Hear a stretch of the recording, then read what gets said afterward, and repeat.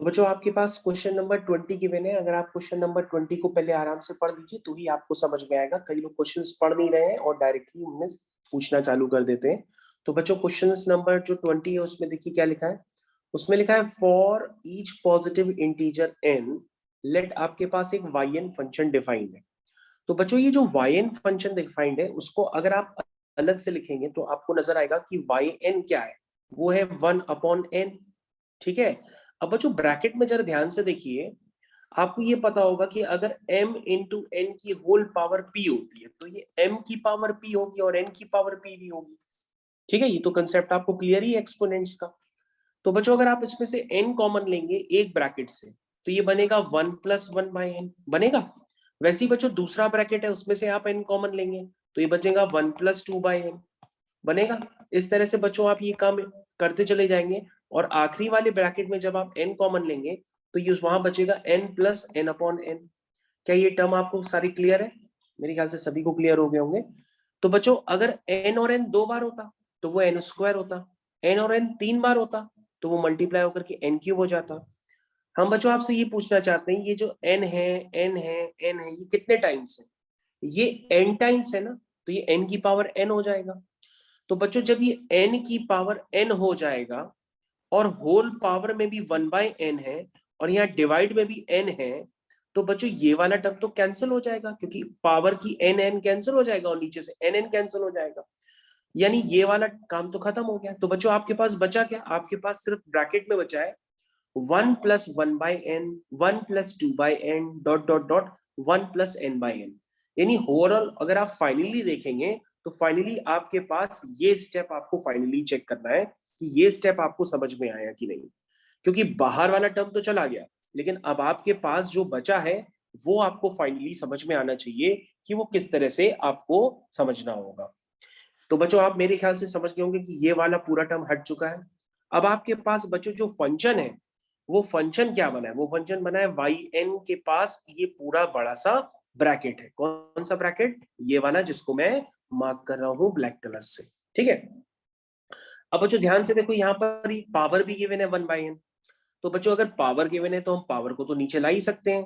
तो हम दोनों तरफ क्या ले लेते हैं? हम दोनों तरफ log या ln ले लेते हैं। तो बच्चों ये बन जाएगा ln yn is equal to 1/n बाहर आ जाएगा और ये बचेगा ln के अंदर 1+1/n 1+2/n dot dot dot करके 1+n/n। यहां तक समझ में आ गया? अब बच्चों जैसे आप समेशन से रिप्रेजेंट करते हो, जब नंबर ऑफ टर्म्स आपस में ऐड हो रहे हो तो हम उनको समेशन से रिप्रेजेंट करते हैं। लेकिन बच्चों जब नंबर ऑफ टर्म्स आपस में मल्टीप्लाई हो रहे हो तो हम उनको प्रोडक्ट से रिप्रेजेंट करते हैं ना। तो बच्चों ये बन जाएगा 1/n पाई। यहाँ पे समेशन नहीं होगा बच्चों, पाई होगा। पाई एक रिप्रेजेंटेशन होता है जब प्रोडक्ट में टर्म्स होते हैं। आर जा रहा है 1 से लेकर के n तक और इसमें आ जाएगा बच्चों ln 1+r/n, जहां पे r जा रहा है 1 से लेकर के n तक। क्या सभी लोगों को ये बात अच्छे से क्लियर हो जानी चाहिए कि मैं आपको क्या समझाने की कोशिश कर रहा हूं तब से? तो आई थिंक ये बात सभी बच्चों को समझ में आ गई होगी, स्पेशली ये वाला स्टेप। क्योंकि ये वाला स्टेप अगर आपको समझ में नहीं आता है तो उसका मतलब आपने इंटीग्रेशन नहीं पढ़ी है। तो इंटीग्रेशन, समेशन, पाई, ये सारे टर्म्स आपको इंटीग्रेशन में पढ़ाए जाते हैं तो वो आपको पहले पता होनी चाहिए। तो ओवरऑल बच्चों आपको ये बताया गया है इंटीग्रेशन में कि r/n को आप x लेट कर लेते हैं, याद आ गया। 1/n को आप dx लेट कर लेते हैं। तो बच्चों ये देखिए 1/n पावर वाला बाहर आ गया था। ये r/n आपका क्या कैंसिल बन जाएगा? r/n को हम x ट्रीट कर लेते हैं तो ये बच्चों बन जाएगा ln 1+x dx। और ये लिमिट कहां से जा रही है बच्चों? r जा रहा है 1 से n तो ये लिमिट जाएगी 0 से लेकर के n तक। आई थिंक सभी बच्चों को ये कंसेप्ट क्लियर होगा। उसके बाद बच्चों आपको कुछ नहीं करना है, इसमें आप लॉग वगैरह लेंगे और लॉग वगैरह लेने के लिए मैं आपको एक नेक्स्ट पेज में ले जाता हूँ। ये नेक्स्ट पेज में सॉल्यूशन आप पूरा चेक कर लीजिए। इस तरह से लॉग लेते हैं, इसमें बाई पार्ट्स लगाएंगे। आइलेट का फॉर्म आप सभी लोगों को पता है, तो आइलेट सभी बच्चे जानते हैं, inverse, log, algebraic, trigonometric, exponential. इसको यूज करके आप सेकंड फंक्शन 1 को ट्रीट कर लेंगे और ये आपका फर्स्ट फंक्शन है। सभी लोग जानते हैं बाई पार्ट्स किस तरह से लगाया जाता है। First function integration of second function minus integration बड़ा bracket d by d x of first function integration of second function bracket close dx। ये देखिए इस स्टेप में लिखा है। उसके बाद बच्चों आप इस तरह से इसको अप्लाई करते जाएंगे, लिमिट अप्लाई करेंगे 0 से 1। लिमिट अप्लाई करते ही बच्चों ये बन जाएगा ln ln e, जिसको आप ln 4/e भी लिख सकते हैं।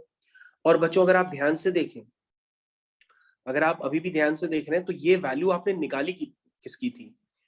आप ध्यान से देखिए, आपसे पूछा गया है कि लिमिट, ये ध्यान से देखिए, ये है आपका क्वेश्चन। यहाँ पर बच्चों ये लिखा हुआ है limit n tending towards infinity yn, ये लिखा हुआ है ना? ध्यान से देखिए क्या लिखा हुआ है, limit n tending towards infinity yn।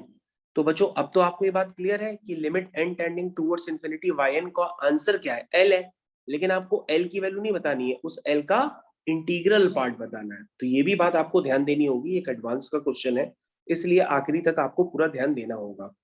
तो बच्चों आपने सबसे पहले क्या किया, limit n tending towards infinity ln yn। I think यहाँ तक सबको क्लियर हो गया होगा।